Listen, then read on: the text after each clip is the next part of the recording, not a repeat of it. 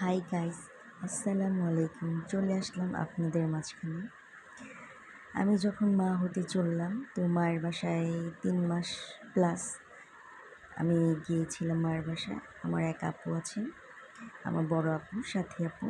তো সাথী আপু কোথাও না কোথাও থেকে শুনলো, হয়তো বা আম্মু বলছে, তো আমার গরুর ভুড়ি খেতে ইচ্ছে করছে।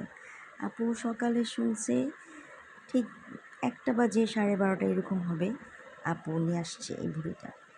তো নিয়ে আসার পর আপু কখনোই ভুড়ি রান্না করেনি। তো আপুর আমি হেল্প করলাম। তো আপু অনেক কষ্ট পাইছে আমার জন্য, যে আমি এত কষ্ট করে বাবু পেটে নিয়ে আমি আপুকে রান্না করে খাওয়াইছি। তো আপু আমার সাথে হেল্প করছে। তো আপুকে দেখাইতেছিলাম আমি কীভাবে রান্না করি। অনেক অনেক ধন্যবাদ আমার সাথী আপুর জন্য।